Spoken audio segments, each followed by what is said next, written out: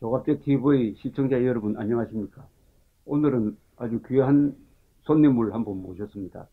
이번 대통령 선거판에서 아주 이변이기도 하고 아주 의외이기도 하고 그리고 일부에서는 열광적인 지지를 받고 계시는 남재준 전 국정원장, 남재준 전 육군참모총장을 모셨습니다.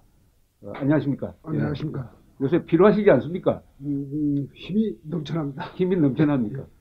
사람을 많이 만나니까 아니, 그렇습니까? 군인은 원래 할 일이 생기면, 목표가 생기면 목표가, 예. 그때부터 힘이 납니다. 아니, 그 목표는 군인은 싸워야 되는 목표인데, 결국은 마찬가지입니다. 이 정치에서는 선거판에서는 표를 얻는 게 목표인데, 그 다르지 않습니까?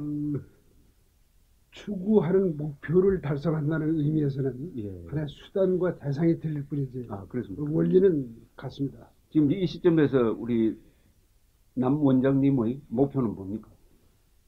대선에서 승리해가지고 이 나라 예. 대통령 된 겁니다. 그렇습니까? 그럼 대통령 된 다음에 뭘 하시겠다는 포부는? 우리나라의 그 갈등과 분단을 종식시켜버리고 예. 자유민주주의 체제로 통일된 예. 강력하고 위대한 대한민국을 만들고 싶은 게 제 예. 포부입니다. 그러니까 헌법에 규정한 자유민주적 기본 질서에 입각한 평화통일, 줄이면은 평화적 자유통일을 그렇습니다. 목표로 그런데 하십니까? 그것은 그 평화 통일이라고 하는 것이 예, 예, 완전히 대화를 통해서 하는 평화 통일도 있을 수가 있고, 예, 어떠한 그 힘에 의한 그 평화적 통일도 있고, 그것은 방법이 다양할 겁니다. 그렇죠. 문제는 통일이라고 하는 상황을 조성하는 것은 감 떨어지듯이 그냥 떨어지는 게 아니라 예, 그런 상황을 인위적으로 조성함으로써 달성할 수 있기 때문에, 예, 단지 그래서 아마 그 법정신도 그렇겠습니다만 무력으로 공격해가지고 유혈 충돌을 통한 통일이 아닌, 예, 예. 이러면 평화 통일의 본질에 들어가지 않느냐. 그렇죠. 예. 예. 그런데 우선 국제 정세를 한번 여쭤보고 본격적으로 이야기를 시작하는 게 좋을 것 같습니다만은 미국이 요사이 그동안에 클린턴 행정부라든지 오바마 이 민주당 행정부에서의 대북 정책을 다 실패한 것으로 규정하고 이제는 전략적 인내라든지 이런 말장난 집어치우고 중국 협조하지 않으면은 우리 혼자라도 하겠다 이런 이야기를 하면서 최근 며칠 전에 싱가포르에 있던 항공모함을 이 한국 해역으로 보냈는데 이게 특별한 의미가 있습니까? 상당한 의미가 있다고 생각합니다. 그렇습니까? 왜냐하면은 아까 말씀하신 순전하게 100% 평화적인 대화를 통해서 실패했다. 네, 네, 네. 그랬을 때는 대화와 압박을 병행하는 하나의 네. 옵션을 택한다면 당연한 겁니다. 예, 결국은 뭐 조 대표님께서도 더 잘 아시겠지만 국제 정치가 추구하는 근본 목표는 예. 더 나은 평화를 달성하기 위해서 전쟁을 할 거냐, 그렇죠. 평화적 방법으로 할 거냐, 아니면 양자를 상황에 맞도록 조합할 거냐 이런 문제인데, 그렇죠. 지금 여기 완전히 대화를 통한 그런 방법은 실패했다고 결론을 내린 거죠. 예, 그렇다면 그 대화에다 추가적으로 압박하는 그런 방법을 믹스해가지고 예. 한반도 비핵화를 달성하려고 하는 그렇습니다. 그런 의미로서 상당히 의미가 중하다. 예. 이렇게 생각합니다. 근데 일부 보수 세력에서는 지금 선거가 불리하게 돌아가고 있으니까 이 선거 기간 중에 미국이 북한에 대해서 군사적 조치를 취했으면 좋겠다 하는 이런 희망사항을 피력하기도 하는데 이게 가능성이 있다고 생각합니까? 가능성을 따지기 이전에 우리나라 국민들이 그러한 사안에 대해서 그 민감하시겠지만 완전히 다른 거니까 예. 그걸 가지고 표가 쏠린다. 예. 글쎄요. 지금 보면은 우리나라는 딱 세 그룹이 있습니다. 세 그룹이요. 예. 진보, 중도, 보수. 왜 이게 서로 바꿔서 타당 상대방의 후보를 지지는 안 하거든요. 예. 예. 이런 문제는 중도 보수들, 그 중에서 그 보수에 가까운 중도층, 이런 것이 만약에 이탈한 게 있다면 예. 끌어들이는 효과는 있겠죠. 예. 하지만 예. 글쎄요. 저는 뭐 선거 전문가가 아니니까 거기에 대해서는 제가 예. 뭐라고 말씀드리기 어렵습니다. 근데 원장님은 이제 군인의 길을 쭉 걸으시다가 그 다음에 국정원장 1년 남짓 하시고 그 다음에 정치판에 뛰어들으셨으니까 아마 언론 자유를 누리는 것은 최근이 처음 아닙니까? 그동안은 다 마음대로 이야기를 할 수 없는 처지에 계셨는데 최근 한 아마 몇 달 사이에 예, 마음대로 말씀하시죠. 관직에 있는 모든 사람들은 그런 제한을 받을 겁니다. 예, 예. 어떻습니까? 언론의 자유를 누리니까 기분이 좋습니까? 지금도 언론의 자유를 제가 하고 싶은 얘기를 마음대로 다 할 수 있는 상황은 아니죠. 예. 왜 그렇습니까? 지금 선거판이니까 마음대로 이야기하고 아니죠. 또 하지만 제가 국정원장 재직 시에 취득한 비밀은 그렇죠. 국정원법에 대해서 상당 기간 그 말을 못하게 되었습니다. 예, 그리고 두 번째로는 제가 이제 군에서 취급했던 게 1급 비밀까지를 취급을 했는데 그렇죠. 그걸 제 개인의 이익을 위해서 오픈시킨다면 전 대한민국 군인이 아닙니다. 그렇죠. 예. 알겠습니다. 그 남재준 원장님은 저보다도 한 살 위이신데, 그러니까 1944년생이시죠. 네. 그 경력 중에서 72년에서 73년 사이에 월남전 참전하셨죠. 아니죠. 70년에서 71년까지입니다. 아, 70년에서 71년 사이면은 바로 1968년에 구정공세가 있었고 파리에서 이제 미국 월맹 사이에 평화회담이 소위 평화회담이 나중에 이게 평화회담이 아닌 것으로 역사적으로 이제 낙인 찍혔습니다만 키신저 주도하에 일어나고 있었을 텐데 그때 월남전 70년 71년에 그 현장에서 월남이 망할 것이라는 예감이 들었습니까? 그 당시에 그럴 가능성이 충분히 점쳐졌었습니다. 아, 그렇습니까? 왜냐하면 결국 그 고딘디엠 때 전략촌을 세워가지고 예, 예. 상당히 성공적으로 가던 것이 예, 예. 쿠데타에 의해서 무너지면서 무너지면서 예. 사실은 후방 지역도 전시 상황이었었는데 예. 전시 상황을 통제할 수 있는 행정조직이 미약했습니다. 그러니까 이제 군인을 갖다가 그 성지사 우리로 따진다면 도지사, 군수 이런 그 직책을 임명하면 그 베트공들이 공격을 해요. 공격을 하려면 이 군인들은 아무래도 좀 강력한 강화된 조치를 취하지 않습니까? 그렇죠. 그러면 불만을 그렇죠. 부추깁니다. 예, 군인이라 이렇다 그래서 민심이 상당히 그 유동적이었었던 데다가 그 정부군이 강력하게 통제할 수 없는 유동적 상황이 유동성이 겹쳐지다 보니까 예. 한 집안에 아들이 둘 있으면 예. 하나는 그 월남, 베트공, 대통령이 되고 하나는 월남 이런 상황을 상당히 많이 봤었습니다. 예. 그때 월남 상황 그리고 1975년에 월남이 망할 때 그때 이제 마지막 공사로 계셨던 그 이대용 장군이 하시는 말씀 이런 게 이제 많은 우리 국민들한테 월남과 한국이 비슷한 거 아니냐? 월남이 미국의 도움도 받았는데 미군이 빠지니까 3년 뒤에 바로 적화가 되고 그때 미국은 손을 쓰지 못하고 방관한 상태가 됐는데 그래서 한국과 월남을 이렇게 비교하는 경우가 많은데 그 비교가 적합한 비교라고 생각하십니까? 아주 그 이대용 장군님께서 하신 비유는 정확하게 지적을 하셨다고 생각합니다. 우선 유사 사항을 본다면 장기간에 걸친 이런 안보 상황 이것이 불안감을 제거시켜버렸어요. 아, 그렇습니다. 경계심을, 적에 대한 그렇습니다. 경계심을 예. 제거시켰다는 말씀. 그러다 보니까 월남서도 마찬가지고 우리나라도 마찬가지고 지금 공통적인 게 설마 나라가 망하겠냐. 아, 그렇죠. 설마. 아니 설마 안 망한 나라가 어디 있습니까? 그렇죠. 예. 설마 조선은 왜 망했어요? 설마 월남은 왜 망했습니까? 그러니까 안보에 대한 하나의 불감, 장기간 하다 보니까. 그 다음번에 이제 두 번째가 그 당시 월남 사람들도 자기네들이 월맹에 비해서 경제적으로 잘 산다. 그럼 지금 우리나라도 국력의 격차 때문에 게임이 안 된다. 아닙니다. 잘 사는 거하고 방어력은 전혀 상관이 없습니다.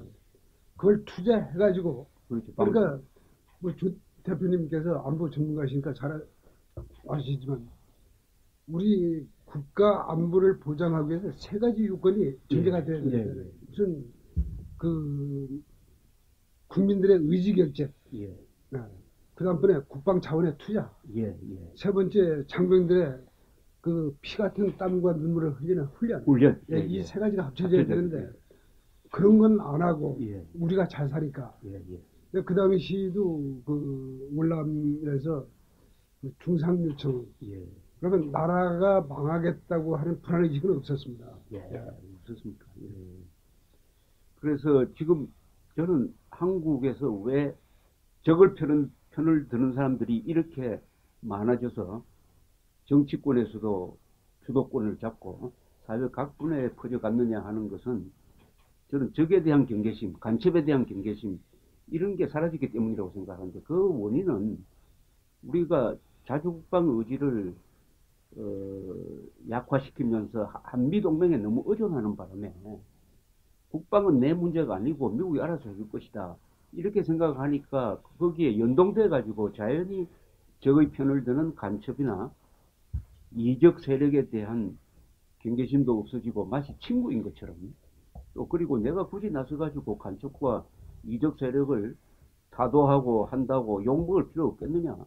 그래서 저는 이 한미동맹에 너무 의존하는 것이 오늘날의 한국의 안보 위기를 부른 하나의 중요한 요인이라고 생각합니다. 그렇다고 제가 한미동맹의 이 압도적 긍정적 효과를 부정하는 건 아닌데 한미동맹을 가지고도 어떻게 하면 우리가 자주국방을 국방 의지를 유지하느냐 하는 것은 굉장히 어려운 일 아니겠습니까? 지금 조 대표님께서는 그 대선 후보를 여기 추측을 하셔가지고 저 학술 토론을 하시는데 예. 그럼 그대로 받겠습니다. 예. 지금 과도한 대미 의존 때문에 자주국방 사상이 약화됐다. 한마디로 요약을 하면 그렇습니다. 이렇게 지적을 하시는데 그러면 지금 저 유럽에 방위는 네토 산하에 각 군이 연합을 형성해서 방어하도록 되어 있습니다. 그거하고 자국의 방위 사상하고는 전혀 별개입니다. 예. 그래서 우리가 하나 현실적으로 그 북한의 군사력 이것에 효과적으로 대응한다면은 예. 우리나라 경제 발전이 전혀 못했겠죠. 예. 지금 빈국으로 머물렀을 예. 겁니다. 예. 그러다 보니까 안전 보장도 확보하고 경제도 발전하는 그런 두 마리 토끼를 잡는데 최적의 방법이 이 한미 동맹이었습니다. 예. 그래서 이 한미 동맹을 한다고 해서 그럼 대한민국 육군이 반드시 대미 의존을 했느냐? 아니다. 오히려 정치인들이 의존을 했죠. 정치인들과 국민이 그런 생각을 그래서 국방 자원 투자를 갖다가 낭비로 생각을 했습니다. 저는 그 과도한 대미 의존이다 이렇게 생각해보다는 오히려 이런 면이 더 많습니다.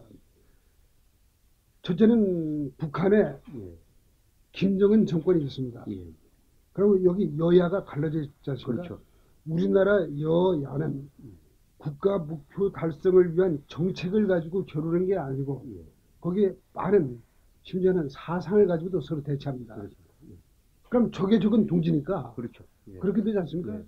이렇게 국민이 분열된 거 첫째는 그 다음번에 그러한 상황 하에서 사실 공산주의의 자라나는 성장 토양은 자본주의의 부정부패를 먹고 자랍니다. 그렇습니다. 그런 부정척결 같은 게 과감하지 못했습니다. 과감하지 못했죠. 그러다 보니까 현실적인 불만을 생기게 되고 그 불만을 정치인들이 악용한 거죠. 표퓰리즘으로. 그래서 이 자유라고 하는 것은 타인의 생활, 타인의 자유 이걸 침해하지 않는 범위에서 자유해야 되는데 우리나라는 침해할 자유도 자유라고 주장하는 일이 있습니다. 그러니까 바꿔 말한다면 대한민국 체제를 인정하지 않고 그걸 정복하려고 하는 것까지도 사상과 표현의 자유다 하는 이게 말이 안 되는 이러한 논리가 떠들게 만들어놨습니다. 그래서 제가 대통령 되면 이거 근본적으로 뿌리를 뽑으려고 하는데 우리나라 암덩어리가 3개가 있어요. 첫째 암은 정치권입니다. 정치권. 비리즘을 가지고 국가에 해롭게 한 해국행위죠. 여기까지 지금 오늘의 이 참담한 사태는 전부 다 정치를 잘못한 탓 아니겠습니까? 제가 이제 나가면 질문을 받습니다. 참 좋은데 뜻은 장한데 아니 무소속이 조직도 없고 돈도 없는데 되겠느냐 이 질문을 상당히 받아요. 저는 이렇게 답변합니다. 현재 나라가 이 모양 이 꼴 된 게 정치인인데 당명만 바꾸고 사람만 왔다 갔다 해가면서 정치인 뽑아내면 나라 망하는 겁니다. 그렇죠. 그렇기 때문에 이 정치권 뒤엎어야 돼요. 그 문재인 후보는 정권 교체다. 예. 정권 교체하면 뭐합니까? 그 사람이 그 사람인데 예. 차제 정치권을 드러내서요. 정치권을 교체해버려야 돼요. 정치 교체는 그렇습니다. 우리 반기문 씨가 하는 이야기인데. 정치권을 갖다 예. 손들이채 예. 정치라고 하는 건 소프트웨어고 그렇죠. 저는 하드웨어까지 포함해서 이 정치권을 갖다 교체시켜야 된다. 예. 그러면 그렇게 하려면 당에 소속된 사람이 할 수 있겠습니까? 예. 그것은 무소속이든가 여지껏 정치를 하지 않았던 신당이든가 둘 중에 할 수가 있습니다. 그래서 첫째는 이 정치권. 그럼 우선 다음에 두 번째는 다음에 말씀하시고 예. 여기 오늘 알겠습니다. 정리를 하시고 그럼 자 정치권을 교체한다는 것은 대통령이 되고 나서도 대통령 힘으로서도 지금 불가능하게 돼 있지 않습니까? 그것은 대통령한테 국회 해산권이 없고 그리고 계엄령 선포권은 전시에 준하는 사태가 있어야 되는 것이고 그것도 계엄령 선포하고 나서 다음날 국회가 해제를 결의하면 해제해야 되는 합헌적 방법으로는 불가능한 거 아닙니까? 알고 있습니다. 예. 지금 현재 개헌을 하려면 어떠한 내용이든지 예. 국회의원 재직인원수의 3분의 2를 동의를 받아서 그렇죠. 국민투표에 부의해가지고 가결됐을 때 개헌이 됩니다. 그렇죠. 그러니까 우선 대통령의 국회 해산권을 집어넣으려면 예. 국회가 동의를 안 하니까 안 되죠. 불가능. 예. 예. 그렇다면 할 얘기가 있습니다. 예. 지금 대통령도 국민이 뽑아준 대통령입니다. 예. 정당한 법적 절차에 따라서 합법적으로 예. 대한민국 국민의 52%가 선출한 대통령이에요. 예. 그렇죠. 그런데 뭐라고 했습니까? 그 사람들. 촛불 민심이가 너 대통령 아니야? 그렇죠. 그렇죠. 너 대통령 아니니까 통수권 내놔. 탄핵 안 되면 혁명이야. 대국민이 협박이죠. 그렇죠? 예. 그게 아니 촛불 민심인데 시위에 나온 사람이 100만이 됐건 10만이 됐건 하여튼 숫자는 안 따지겠습니다. 대한민국 전체 유권자는 아닙니다. 그렇죠? 대한민국 전체 유권자의 반도 안 되죠. 그것도 대통령 아닌데 대한민국 유권자 반 이상이 찬성했으면 그 집은 내려야죠. 해산시켜야 됩니다. 예, 그런 네. 요구를 한 거, 그 요구 자체가 위헌적 요구거든요. 당연하죠. 탄핵이 안 되면 혁명하겠다고 한다든지 촛불 민심이니까 대통령 구속하고 물러나라고 하는 요구 자체는 위헌적, 헌법을 무시하는 요구인데 그렇다고 해가지고 거기에 대응하는 논리도 똑같이 위헌적인 요구를 하면은 불법을 불법으로 응징하겠다는 것이니까 이게 논리 모순이죠. 힘에는 힘인데 그렇다면 조 대표님 같으면 지금 이러한 상황을 지속해가지고 마침내 나라가 망하도록 하는 것이 선이라고 생각하십니까? 나라가 망하기 직전에는 합헌적으로 할 수 있는 방법이 헌법 제5조에 있지 않습니까? 헌법 제5조 2항 보면은 국군은 국가의 안전보장과 국토방위의 신성한 의무를 다하며 정치적으로 중립한다. 아니요. 이렇게 돼 있지 않습니까? 정치적으로 한다로 되는 게 아니라 국군의 정치적 중립은 준수되어야 한다. 된다. 예, 그렇습니다. 준수된다라고 돼 있는데 그 주체가 저는 이 상황은 어떤 경우에만 유효하냐 하면은 우선 정권이 완전히 이적 단체의 손에 넘어가고 거기에 대해서 국민 저항 운동을 해가지고 국민들이 들고 일어날 때 그 이적 또는 간첩 또는 공작원의 영향을 받는 대통령이 탄압을 할 때, 경찰을 동원해서 탄압을 할 때, 즉 이 대한민국의 헌법과 국회를 수호하려는 국민이 탄압받을 때 국민이 좋다 그렇다면은 헌법 5조에 따라서 국군이 국가의 안전보장을 위해서 출동해달라는 요구를 할 때만 가능한 헌법조항이라고 생각하거든요. 예, 그 조 대표님 해석이 정확합니다. 그러니까 예. 국군은 정치적인 사안에는 중립을 해야 되겠지만 그것은 정당 활동을 의미하는 겁니다. 그렇죠. 그런데 정체성이 변화된 걸 중립하는 반역입니다. 그렇죠. 맞습니다. 예. 그걸 동의하시면 동의합니다. 두 가지를 저는 동의합니다. 말씀을 드릴 수가 있는데. 정체성에 중립은 없다. 예, 그렇습니다. 군대는 정체성에는 중립이 있을 그러니까 수가 자유민주주의와 공산주의 사이에 중립을 하라고 국군한테 명령한 사람은 없어요. 그렇습니다. 예. 예. 과거 그럴 뻔도 했죠. 예. 예. 현실이니까. 그러면 한번 이걸 보십시오. 만일에 국민들이 저항했다 이겁니다. 예. 왜냐하면 이 체제로 그대로 가다가는 나라가 망할 게 불보듯이 뻔하다 하는데 공감해가지고 국민이 저항했어요. 만일에 그렇게 해가지고 국회가 해산되는 걸 불법이다 이렇게 지금 말씀하셨는데 네, 네. 그러면 지금 조 대표님께서는 4.19도 불법입니다. 그렇죠? 그렇습니까? 안 그렇습니까?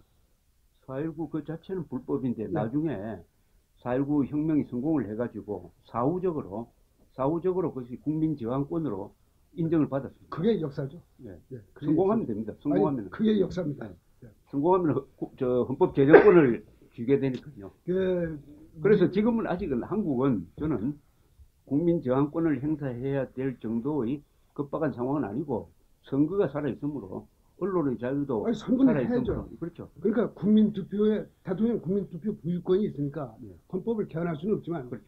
이 국회를 갖다 해산시켜야 되나 안 시켜야 되나 하는 것을 국민들한테 물어볼 수는 있겠죠. 그건 불가능하죠. 지금 헌법은 국민 투표를 붙여서 국회 해산하는 그 아니요. 방법도 없습니다. 국회를 해산한다는 게 아니라 예, 예. 이 국회가 그대로 좋으냐 이걸 바꿔야 되느냐 하는 것을 일반적인 국민투표에서 국민 다수의 의견을 갖다 수집할 수 있는 겁니다. 근데 이 국민 투표는 국가안전보장에 관한 중대 사안에 대해서만 하게 돼 있으니까 아마 그런 정치적 사안에 그것은 대한 헌법학자들의 그것은 불가능할 해석에 겁니다. 따라서 다양한데 문제는 어떻게 정의했느냐 하는 겁니다. 근데 이런 상황이면 가능하겠죠. 그 국회가 완전히 이적, 간첩, 국가보안법 위반자가 반 이상을 차지하고 해가지고 그 국회의 존재 자체가 국가에 명백한 위협이 될 때는 대통령이 그런 결단을 내릴 소지가 있다고 봅니다.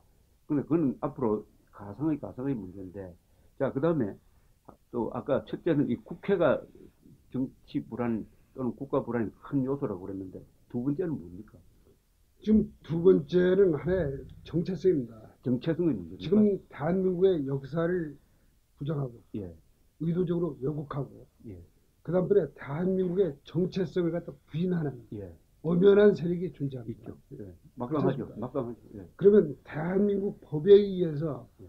국가를 부인 내지는 정복하고자 하는 세력들이 예, 법의 보호를 받고 있어요. 예, 이런 엉덩이를 제거하지 않는 한 대한민국은 영원히 하나로 통합되지 못할 뿐만 아니라 적은 동지듯이 결과적으로는 북과 힘을 합친 하나의 세력에 의해서 북의 추종 세력이나 북한에 의해서 대한민국은 망할 수밖에 없죠. 만일에 그러한 상황이 온다면 그때도 조 대표님께서는 합법적 절차를 가지고 책임을 유기하시겠습니까? 아니면 국가를 우선 먼저 살려내라고 하시겠습니까? 이건 상황 문제입니다. 만약에 그런 상황이 온다면. 지금 저 원장님 말씀을 간단하게 요약을 하면은 한국의 반역 세력 또는 종북 세력 이런 사람들이 워낙 크기 때문에 이것을 제거하기 위해서는 초헌법적인 수단도 고려해야 된다. 이런 저는 뜻입니까? 초헌법적이라고 하는 표현은 절대 안 했습니다. 안 했습니까? 헌법학자들의 의견은 다양하겠죠. 그 헌법 해석의 일부를 준용해서 그러면 또 이런 걸 한번 따져보세요. 아무래도 그 아니, 잠깐, 세력을 잠깐. 제거하려면은 권력을 아니, 지어야 되니까. 저는 제거라고 얘기한 게 아니라 예. 해산을 가지고 얘기를 한 겁니다. 예, 예. 대통령의 국회 해산권을 국회 해산권. 부활하는 이걸 가지고 얘기한 건데 지금 보십시오. 삼권 분립의 취지는 각 기관 간의 권력의 균형과 조화죠. 상호 견제를 통한. 그럼 지금 정부는 국회에서 과도하게 견제합니다. 국회는 누가 견제합니까? 제가 국회의원한테 그렇게 했더니 자기네들은 국민의 심판을 받았기 때문에 국민이 선출했기 때문에 그럼 대통령은 국민이 선출 안 했습니까?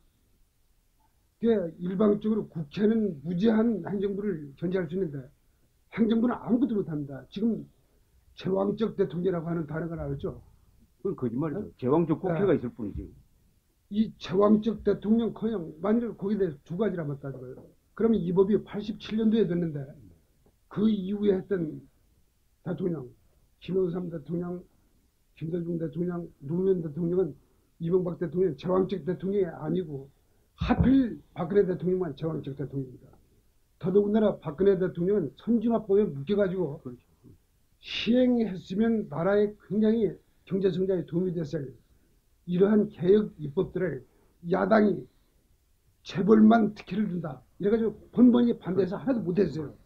그러니까 좀 과다하게 표현한다면 제왕적 대통령이 아니라 국회 선진화법에 발목이 잡혀가지고 사실은 중요한 정책을 하나도 베풀지 못했다. 그렇습니다. 이렇게 얘기해도 거짓이 아닐 겁니다. 그러니까 그러면 이 제왕적 대통령이라는 말을 만든 것은 언론과 국회인데, 그렇죠. 그것은 국회가 막강한 권한을 가지고 있으면서도 자기가 권한이 없고 대통령의 권한이 많은 것처럼 거짓말하기 위해서 제왕적 대통령이라는 말을 만들었더니 그렇습니다. 이게 네. 언론에서 그걸 그냥 받아가지고 지금도 개헌을 하면은 제왕적 대통령의 권한을 축소시켜야 된다고 이야기를 하는데, 이번 탄핵 사태가 딱 보여주듯이 이분은 완전히 국회는 독재적 권력을 가지고 있고 이것을 헌법재판소가 인정을 해줘버리고, 대통령의 재량권, 통치권은 하나도 이제 인정을 안 해줌으로써 바로 대통령 탄핵이라는 이런 사태를 빚었으니까 이제는 제왕적 대통령이라는 말을 못할 겁니다. 그런데 이것을 고치려면은 저는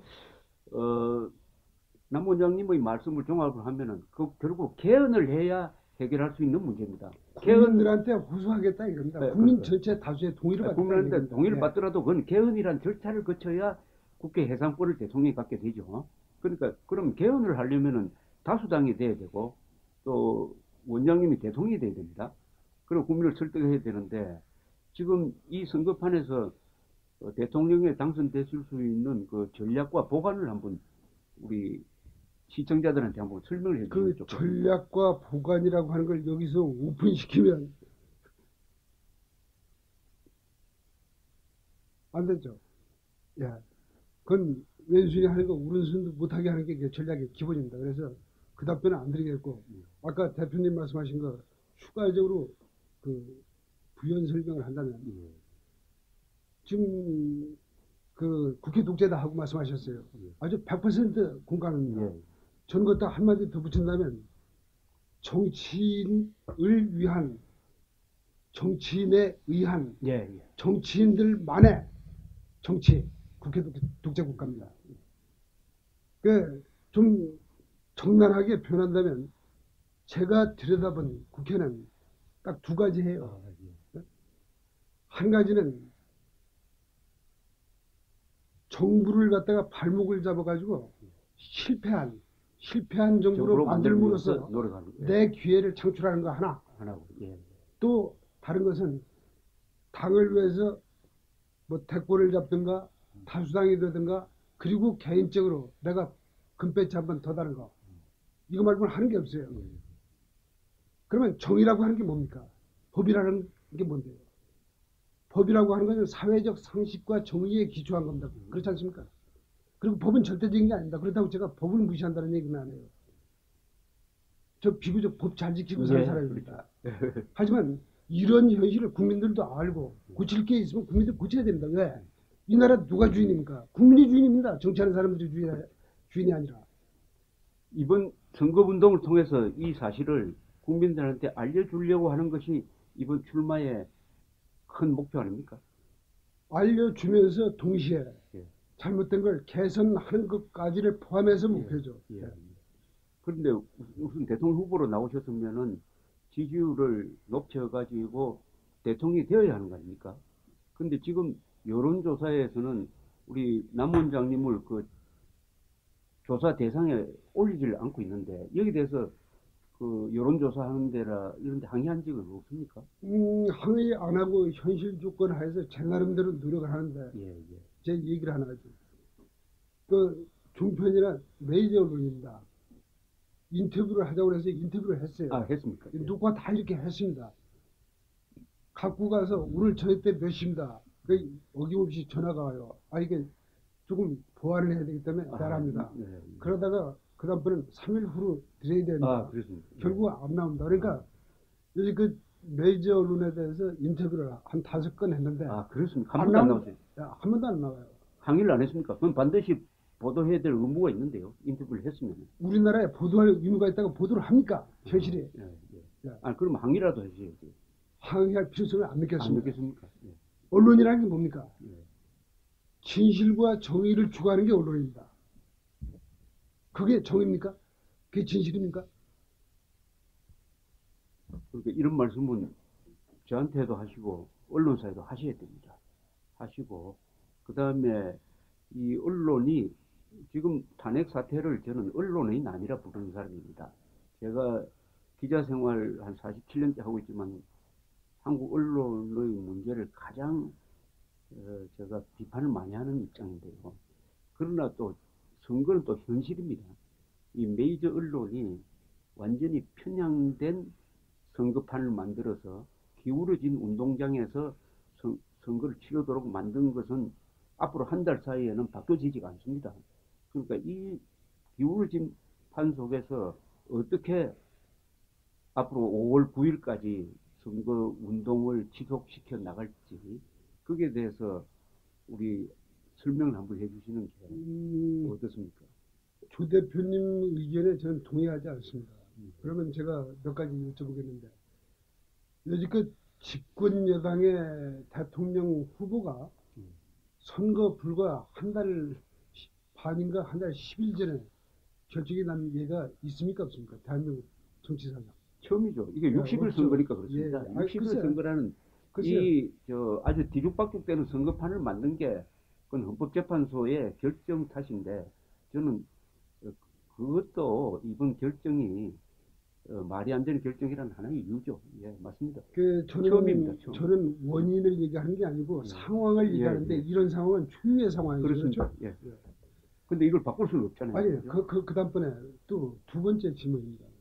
지금 보수의 유력한 후보들이 반기문 총장께서 나오셨다가 사퇴하셨고, 황교안 총리는 여러 번 하다가 본인이 고사를 하셨고, 그렇죠. 그 다음번에 김진태 의원이 되더라면 좋았었을 텐데, 또 홍준표 의원으로 바뀌었고, 그러면 그러한 일련의 과정이 여지껏까지 있어 왔느냐. 지금 상황은 대단히 변화의 시대입니다. 그럼 또 한 가지 더 추가한다면, 지난번에 4.13 선거 때 한 3일 전만 해도 그 당시 새누리당은 180석은 무난하고, 여론조사에서 그랬죠. 무난하고, 예. 잘하면 개헌선까지도 그렇습니다. 가능하다. 예. 그렇게 됐으니까 하루아침에 뒤집어졌죠.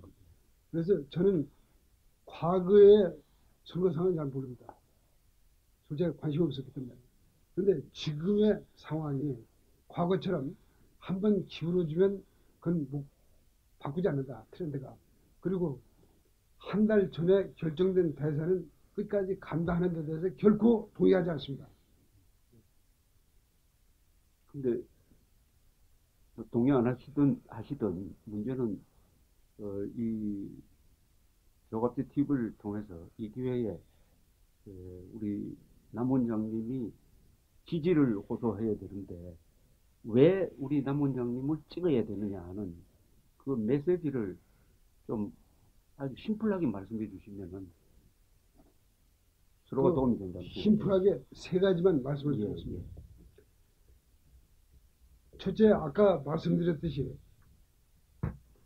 대한민국 정부 수립 이후에 그리고 박정희 대통령 이후에 안정기가 지나가고 이렇게 극도의 혼란스럽고 국가 발전이 정체되다 못해 퇴보하게 된 모든 원인은 소위 문민정부 이후부터의 정치 혼란상이었습니다. 그래서 이 정치를 그대로 두면 우리들의 후손 세대가 암담해집니다. 그렇죠. 그래서 이건 반드시 바꿔야 됩니다. 그러면 정치인이 할 수 있느냐? 여지껏 정당의 과거에 발담했던 전력이 있는 사람들이 할 수 있느냐? 아닙니다. 이건 무소속밖에 할 수 없습니다. 무소속. 예. 그게 제가 대통령이 돼야 될 첫 번째 당위성입니다. 저는 우리나라처럼 갈등 분단 상황에서 분열이 심각한, 이건 나라라고 하기가 어렵죠. 아니, 자위를 위한 사드 하나 배치하는 것도 조차도 의원들이 중국까지 쫓아가서 화나실줄 일하고 앉았는데, 그렇죠. 국가가 아니죠. 그렇죠? 그 모든 원인은 북의 김정은 체제가 있기 때문에 그렇습니다. 그것이 남남 갈등의 종양의 뿌리죠. 네.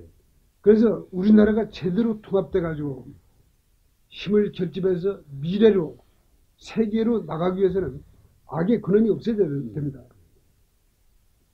그러면 지금 현재 상황이 과거 어느 때보다도 그 심각하게 어떤 군사적 촉발 이런 것이 예상되는 상황이에요. 예, 예. 요새 신문 거의 보도 안 했습니다. 그동안. 예, 예. TV도 거의 보도 안 했어요. 예. 오늘 뭐 조금 일부 나오던데. 예. 그러면 앞으로 예상되는 한반도의 상황이 예. 태평성대가 되겠느냐 아니면 준전시 상태까지 예. 치달을 거냐.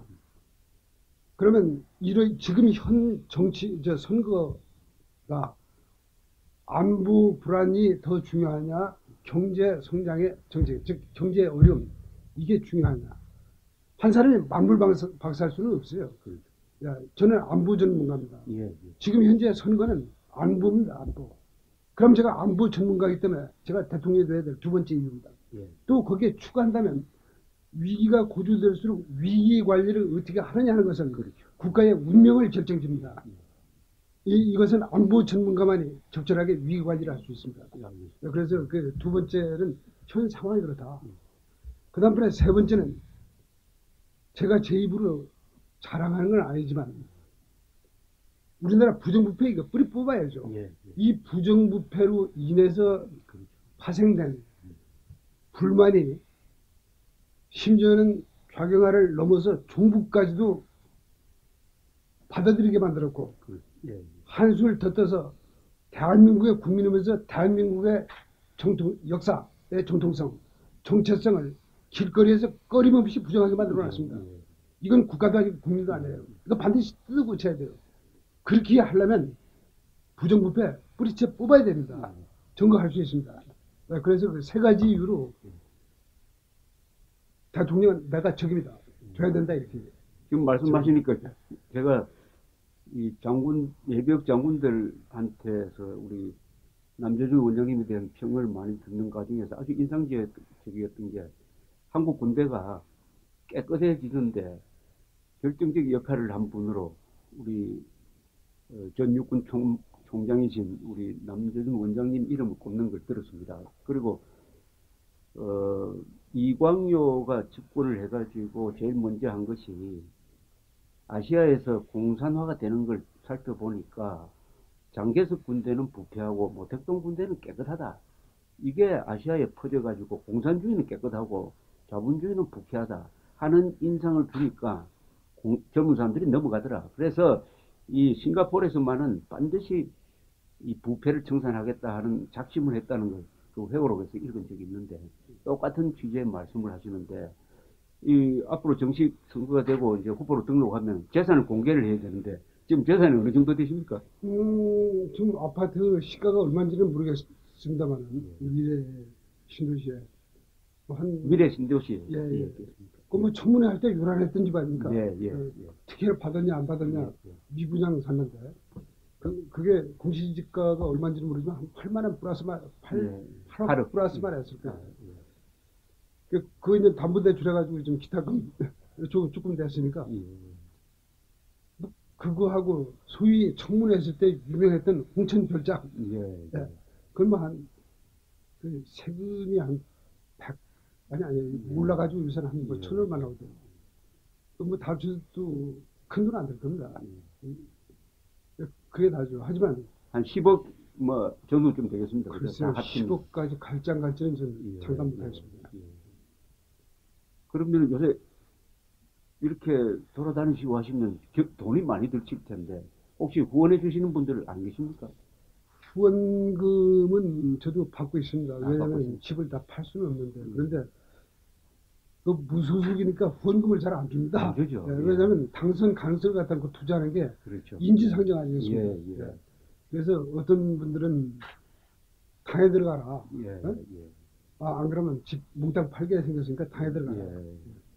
그 새누리당 최근 새로 생긴 새누리당에서 후보로 초대하려는 움직임이 있었던 것 같은데 제의를 받으셨습니까? 이 기회에 지금 그 문제를 좀 언급을 할 필요가 있겠습니다. 제가 새누리당에서 공개적으로 그냥 대통령 후보로 추대하겠다 이런 제의는 받은 바가 없습니다. 단지 거기서 사람이 와가지고 이런 얘기를 했었어요. 들어와서 경선을 해라. 아, 경선을 하라. 들어와서 당에 먼저 입당해서 경선을 해라. 음. 두 번째는 만일에 후보가 되고 예. 후보가 돼서 경선에서 대통령이 되면 그 일정한 지분을 약속을 해라. 예. 거절했습니다. 예. 그런 거 없애려고 들어온 사람이 예. 떨어지면 떨어졌지 그런 짓 할 수 없죠. 거절했더니 그 다음번에 또 누군가가 와가지고 이제 조은진 의원이 그 추대되고 나서 이왕에 이렇게 된 거니까 보수의 단합을 위해서 예. 당에 입당하고 그 조은진 의원을 도와라. 아, 이게 참 한심한 얘기입니다. 예. 그런 썩어 빠진 생각 가지고 정치하니까 이 나라가 이 모양일 거입니다. 그럼 어쨌든 무소속으로 입장을 확실하게 아니, 했습니다. 저도 여지껏 정치에 물들지 않고 때묻지 않은 예. 신인에 의해서 뜻을 함께하는 당이 있다면 예. 사실 저도 무소속 힘듭니다. 예. 네.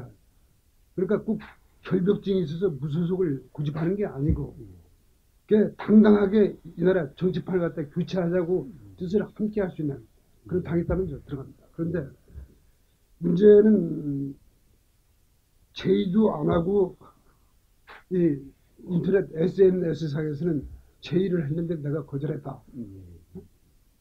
그러니까 안에서 나를 막 비방해요. 그래서 새누리당은 다시 한번 이 자리에서 얘기하지만 공식적으로 그 후보 추대된 바는 없습니다. 그 며칠 전에 서울구치소로 박근혜 대통령 면회하러 가셨다가 갔었습니다. 예, 그분이 요새 변호인 이외는 안 만나니까 그냥 오셨는데 메시지를 남겼다고 오셨는데 1년 남짓 우리 박근혜 대통령 모신 입장에서 참 만감이 교차하시죠 지금. 만감이 교체하는 게 아니라 가슴이 찢어진 것 같죠. 맞습니까? 예. 그런데 그때는 뭐 누가 남조준과 쇼하러 갔다. 아닙니다. 전 때묻은 정치인이 아닙니다. 왜냐하면 2007년부터 2012년까지 그 경선을 했던 해, 그 다음번에 대표가 돼가지고 대통령 후보로 나갔던 그 6년 기간 동안에 저는 당에 입당은 안 했지만 그렇죠. 박근혜 그 대표의 개인 전략 자문관으로 동북아의 전략, 남북의 상황, 우리 군비 문제, 그리고 주변 국가의 외교 문제 이거에 대해서 주기적으로 강의를 했어요. 하여튼 6년의 세월을 함께 했습니다. 그리고 제가 초대 국정원장을 했어요. 그렇죠. 인간적 도리로 찾아가는 게 제가 사람이라고 생각했을 뿐이지 그거 가지고 표들라고 한 건 아닙니다. 박근혜 대통령이 저는 잘한 게 훨씬 많다고 봅니다. 잘못한 것은 이번에 이렇게 확대되면서 탄핵감도 아닌 사람을, 더구나 구속감은 절대로 아닌 사람을 이렇게 감옥으로 보냈습니다. 이건 일종의 저는 정변이고 과거에 조선조 시대 때 사화하고 아주 비슷한 구조를 가지고 있습니다. 그러나 박근혜 대통령이 하나 아쉬운 것은 우리 보수적 입장에서, 우파적 입장에서는 그 이명박 대통령이 마지막에 한일 관계를 굉장히 어렵게 만들어 놓고 나가버렸는데 박근혜 대통령이 그것을 이어받아 가지고 친중 반일로 보이는 정책을 한 2년 동안 추진하면서 중국에 대해서 상당히 기대를 하고 그 다음에 더구나 그 중국군의 전성절 행사에 참석하고 더구나 그때 우리 우파 세력이 그것을 비판하지 않음으로써 저는 이 우파 세력이 잘못하면 박근혜 대통령이 팬클럽이 아니냐 하는 생각을 그 순간에 했던 적이 있습니다. 그러나 그 정책의 일정 부분 우리 남재준 원장님도 직간접으로 관계되는 것 아니었습니까? 친중 반일적 노선에 대해서 견제를 하실 수 있는 입장은 아니었습니까? 조 대표님께서 친중 반일이다. 그 정의를 하신 것까지는 제가 굳이 반박하지 않겠습니다. 그런 면이 확실히 있었으니까. 하지만 그게 저하고 가장 많이 부딪혔던. 그렇습니까? 신문에도 났었죠. 소리 지르고 뭐 정우성 나무라고 했던가. 그렇습니까? 그래서 저는 시중일관 이런 스탠스에 있었습니다. 안보를 위해서는 해양 세력권에 배제돼야 됩니다. 그렇죠. 경제를 위해서는 어디든지 가야 되는데 어디든지 가야 된다. 이제 대중 의존들은 줄여야 돼요. 예, 예. 다변화시켜야 됩니다. 갈 데 많죠. 주로 네. 무역 그렇죠. 관계에서 말씀. 동남아도 있죠. 중동도 있지. 아프리카도 있지. 남아메리카도 있지.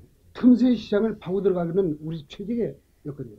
그래서 지금 경제가 과도하게 중국, 일본으로 의존하고 있다 보니까 사드 배치한 거, 일본 배치한 거 가지고 따지 말 안 하지 않습니까?